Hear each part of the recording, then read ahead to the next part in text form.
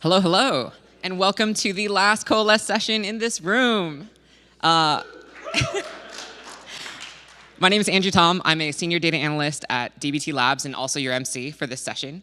The title of this talk is called Testing, Our Assertions versus Reality. So heads up, for those of you online as well, just know that the slide's a little off. The channel is called Coalesce Testing Our Assertions, and that's where all conversation and Q&A will take place. It's my pleasure to introduce our speaker for this session. We have here Mariah Rogers. Mariah is an analytics engineer at Palmetto, a computer scientist turned project manager turned academic advisor turned data engineer turned analytics engineer. Mariah directs attention to her three passions: data, learning new skills, and her dog Theo. Just so y'all know, please do not hesitate to drop your questions in the Slack chat. They'll be pinned for Mariah to answer later on. But without any further ado, let's get started. Over to you.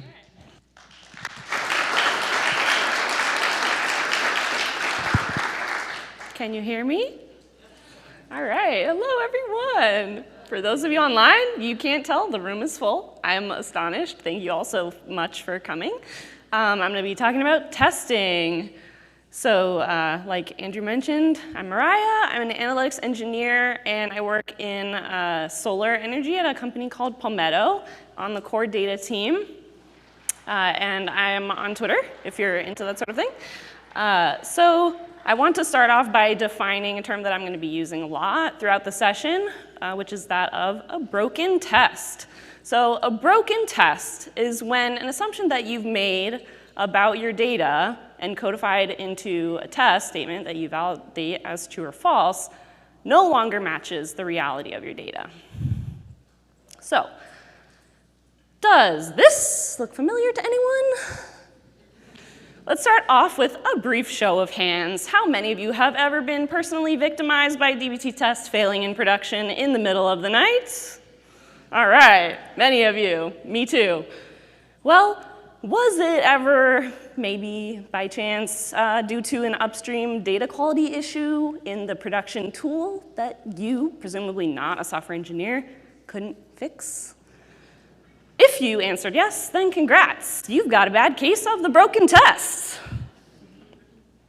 So around this time last year, my team embarked on the beginnings of our data quality journey. And we initially wanted to establish a circuit breaker system on our data modeling pipeline, similar to this one, with checkpoints after each level of the pipe. And we underwent scaffolding of great expectation suites on all of our models, the meticulous process of profiling each of our data sets, adding test cases on all the fields, tuning and adjusting thresholds, and also getting sign-off from like our BI stakeholders and analysts with respect to what they cared about for data quality. Well, fast forward a year later, we don't do any of those things anymore. Why? It's two words: alert fatigue. We couldn't tell which issues were real and important and which ones were just broken tests. In March, failed again. I could remove it. I don't know if it's really crucial. Null values, which we asserted should never happen. Should I remove the tests? Those fields were not null at the time of creating this model, so I assumed they would be not null in the future too. Removing tests when they failed us, doubting ourselves, adding test cases for the sake of more test coverage when they weren't really necessary. Well, folks, I'm here to tell you, this is not the way. But fortunately, there is a better way. So, let's get back to the fundamentals. Why do we test?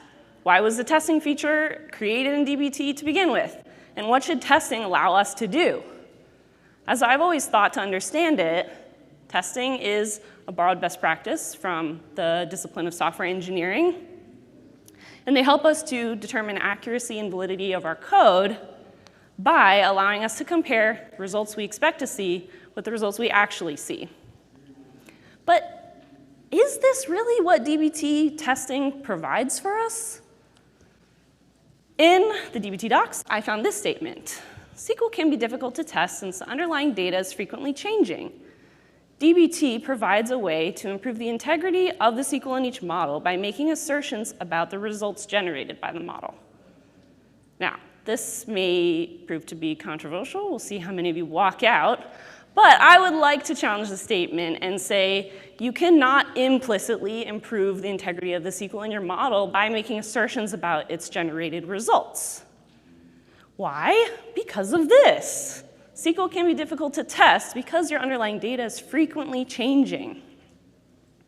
And ultimately, when your tests codify your assumptions about the data, the success or failure of those assertions is directly dependent on your understanding of the underlying data, not the code itself.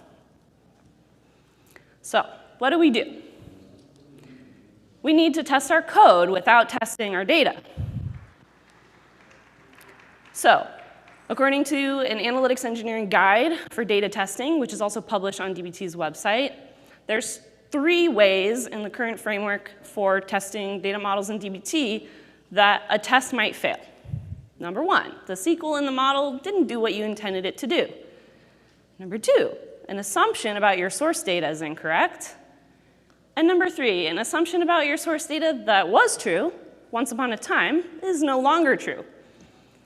So that first one, that helps us to ensure the validity of our code. But the second 2, these are not about our code at all. They're about our assumptions. They're about the underlying data. So for me, it all really comes down to this idea of assumptions versus assertions. And assumptions, they're inherently about the data.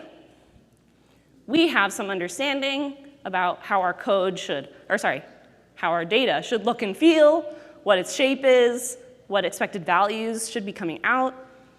And we make statements that codify those assumptions into tests, which we can validate.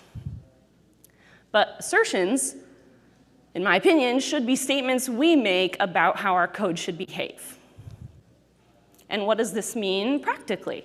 Well, let's say we have a model called orders. And on that model, we have this test on the order status column. This test could be testing an assumption, or it could be testing an assertion. It all depends on how it's being used. So if your code looks like this, then this test would be testing an assumption about the underlying data. But if your code looks like this, then it's testing an assertion. The test itself is only enforcing a constraint which your code is already imposing. And if that test fails, chances are the code changed in some way that modifies its original functionality, rather than the underlying data changing out from underneath your model in a way that you couldn't have anticipated or controlled. So how do we do testing better to test our code and not test our data? Well, a framework for testing in the methodology of software engineering promises a way to decouple our code from the larger production system that it operates within, and the ability to first test our code without to test your code changes independently from that larger system. So first, you test the code in its smallest components, individual functions, objects, modular units of logic. That would be your unit testing layer down there.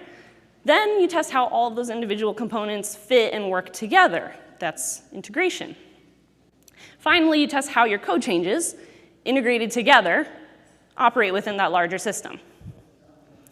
In analytics engineering, the system that our code operates on is the data tests. So with the current DBT testing framework, we have skipped over these entire sets of foundational layers of testing and gone straight to system testing. And we're unable to have confidence that our model code, our transformation logic, can stand on its own, of its own merit, before we run it on top of our live production data. So this would This would translate to our analytics engineering workflows as follows. So if we are going to test our code and check for potential logic errors, we want to be able to do unit testing on our macros, our independent units of logic like CTEs and ephemeral models, and testing to make sure that our materialized models produce the right tables. But the key point to all three of these being we want to run these tests independently of our production data sets. So to do that, we also need the ability to mock or generate test data sets. So, and going along with that, we also need to provide explicit expected outputs to compare our results against. But next, we need to test how those independent components function together. So this could be end-to-end sections of your DAG being tested from beginning to end. And this could also be testing a diff of what the code currently outputs in its current state in production versus what it would output if you implement the changes that you're developing. And lastly, and only after performing these first two steps, should we be running our models on top of live data and doing data quality testing and monitoring. And so these tests are the ones that would be for validating shape and composition of our data, cardinality, distribution of values, and also encoding any other assumptions we have about the data into tests we can validate. So the overall goal of testing should be to first test our transformation logic against the widest possible set of possible potential inputs and edge cases, so we can identify gaps in our logic before we deploy those models into production and run them on top of our live data. All right, so got testing for code integrity covered, but how do we then also guarantee data quality? I'm going to make another bold claim here, that data doesn't need to be tested. It needs to be understood. So an important part of the process of understanding our data should be to validate our assumptions about that data, which we can do with tests. And when the data doesn't match our assumptions, we should have a process for flagging those changes so that we can develop better understanding about the new state of our data and update those assumptions that we hold. So we can and we should continue to use DBT tests for this. But the biggest qualm I have with using DBT test on top for data quality assurance specifically remains the matter of the distinction between tests for code validation and tests for data quality assurance, in that currently there is no distinction. So the biggest improvement I can see to the existing DBT testing framework would be to provide a way to clearly identify and distinguish tests for code validation compared to those that are intended for data quality assurance. Because right now, they're all in the same place, they're done the same way, they look the same. And why does this matter? Why do we need to distinguish between these two types of tests? Well, we ultimately want to be able to treat them differently when they fail. Broken tests are painful because we can't easily decipher the intention behind the test without investigating much deeper than we should have to when performing triage. It could be a test for an assumption, it could be a test for an assertion, but we won't know unless we open up the model code and dig in. It should be more straightforward than that. And let's say a test fails in development, code failure. We should only do code tests there. In production, unless something goes very wrong and a code test fails after passing your checks in development and whatever staging or pre-production environment you've got, then we should only expect to see failures related to data quality issues, where our assumptions diverge from reality. Also, for many analytics engineers, a data quality failure may not be actionable. We might simply pass it through and use the information gained from that failure to update our assumptions. And in some rare cases, we might have to escalate a big data quality issue, notify downstream consumers, put reporting on hold until it gets fixed upstream, or until we update the model logic to account for the new context. But this is why I say that data doesn't need to be tested. Because your data is an ever-evolving, constantly growing, shifting, and changing system. It's affected by countless factors in its environment, by what it represents in the real world. So do we really need to try to shove it into a box with rigid boundaries? It's inevitably going to start to spill out around the edges. Again, I say, there's a better way. So how do we maintain a system? We take measurements. We monitor behavior and track patterns over time. We put checks in place to identify and escalate anomalous behavior, and we make adjustments to the structure and the frameworks as time goes on. And the same is applicable to our data. We don't need these limitations of black or white, failed or didn't fail, in order to understand our data well. It's much more fluid than that. So, how do we do this? These buzzwords will probably not surprise any of you, but we can ensure our data quality with frameworks like data observability. Being able to keep tabs on the underlying data flowing throughout our pipelines and determining the shape and composition of that data regularly. We can also do anomaly detection, which is a statistical method for identifying the values that differ significantly from what we would expect to see. We can also do metadata monitoring, which is keeping an eye on the whole system, how it behaves and performs over time. And we can establish data contracts, which allow us to encode our assumptions up front and potentially preventing any data that fails to match those assumptions from ever getting into our modeling pipeline in the first place. So there's a lot of tools out there to help us execute on these concepts. Observability specifically got a lot of options. This is not a comprehensive list, but Elementary, Redata, Monte Carlo, and Soda are all observability platforms which provide very similar functionalities, and they have some level of integration with dbt, so that's why they're on my slide. Elementary, Redata, and Soda each had an open source offering, which was something that was very important to my team when we were evaluating tools, since we tend to build versus buy. And then Elementary and Redata specifically both have near native integration with dbt, meaning that all we had to do was install a dbt package in our existing projects, and we could hit the ground running. Also, we've got things like Great Expectations for data quality assurance testing. My team used to use Great Expectations quite extensively, as I mentioned, and we don't use it anymore, primarily because our data was changing way too rapidly for us to keep up with. It was changing out from under models, the expectation suites were constantly failing or broken, and we had to be constantly tuning and adjusting those thresholds. But if you've got more stable data and a solid set of assumptions to inform your expectations, then it'll probably serve you well. Of course, we have Datafold, which created data diff, and this tool provides that essential middle layer of integration testing, allowing you to see how your code changes would affect what gets produced downstream. And then we have a couple of other tools, again, not comprehensive list. Anomalo and Big Eye, they also provide proprietary data observability frameworks, which sit on top of your data warehouse if you're looking for standalone tools. And of course, we've got a large amount of dbt packages out there in the ecosystem, which will help with all of the above. So we've got packages for unit testing, Elementary for observability, Audit Helper and Data Diff for integration testing, and even a data mock tool. So how do we do all of these things well? I cannot claim to have a definitive answer for you.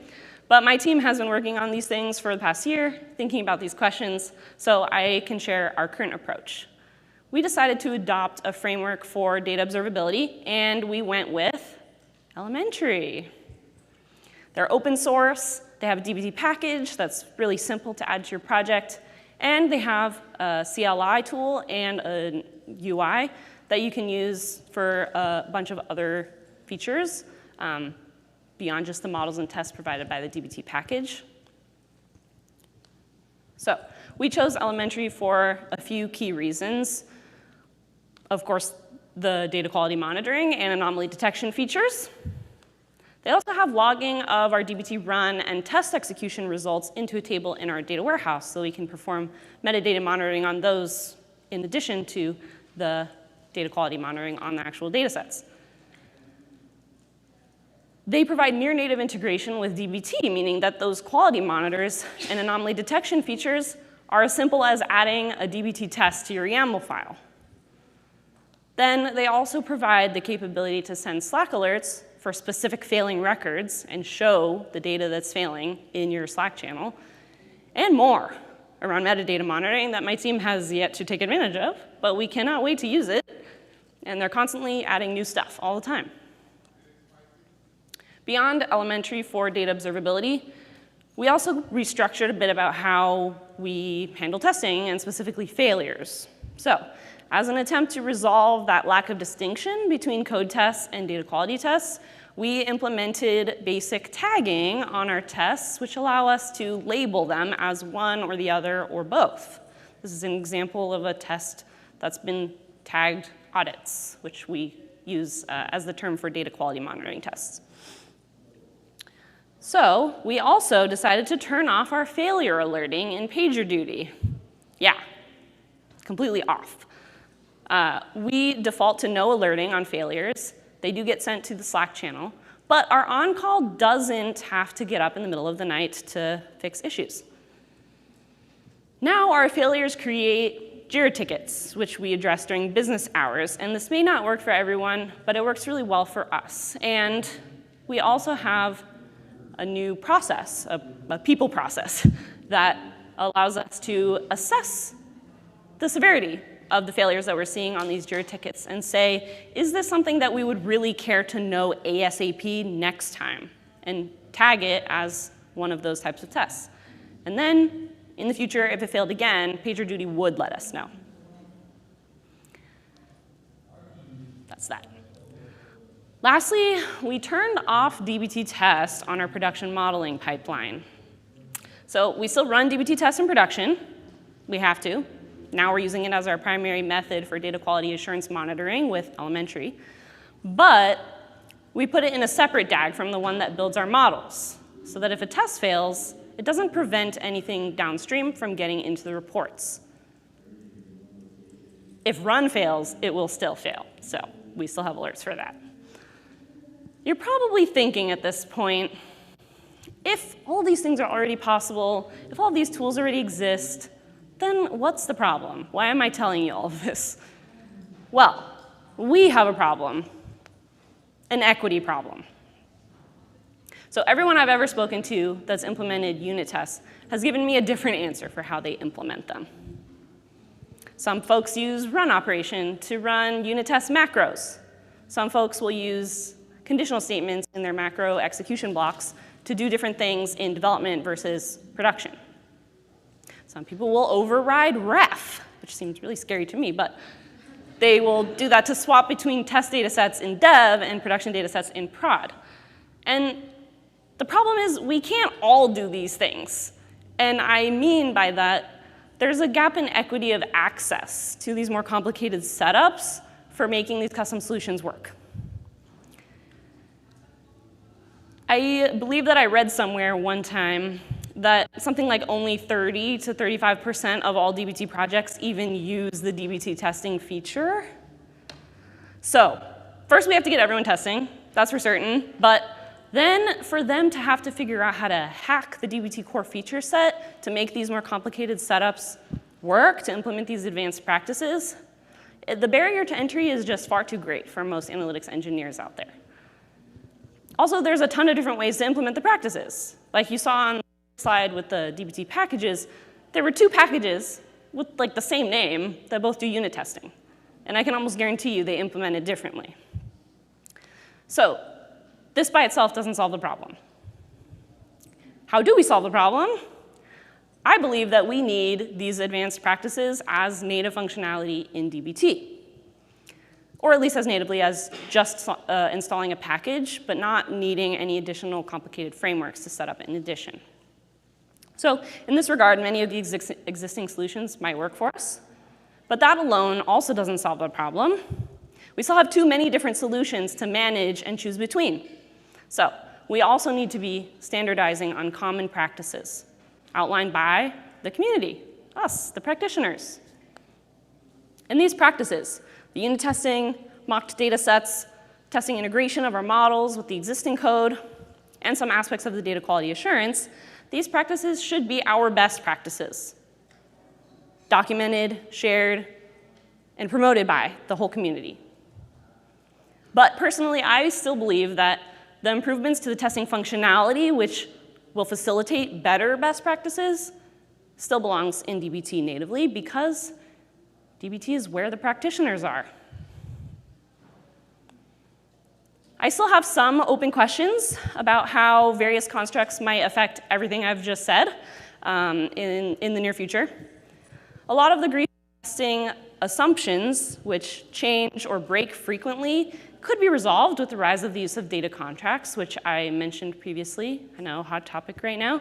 But data contracts, when implemented and enforced by data providers, provide a way to encode our assumptions up front and prevent data which fails to meet those assumptions from ever getting into our modeling pipelines.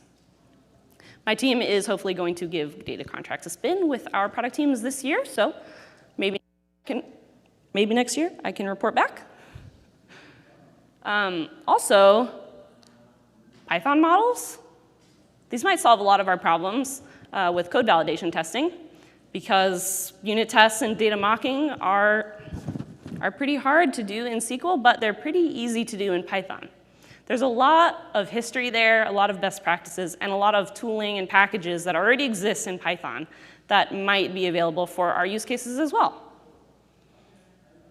So, in conclusion, I believe that DBT performs the wrong function, or rather just an incomplete function for what we need it to do. We need the ability to test our code without testing our data.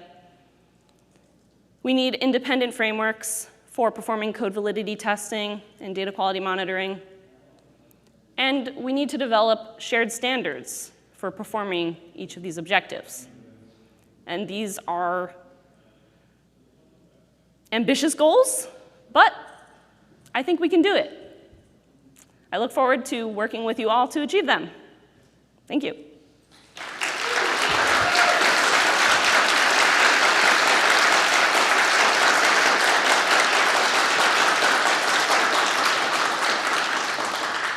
Thank you. Thank you for such a thought-provoking talk.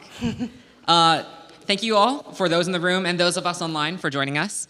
That's a wrap for this room. So please don't forget to leave your comments and questions in the Coalesce Testing Our Assumptions Slack channel.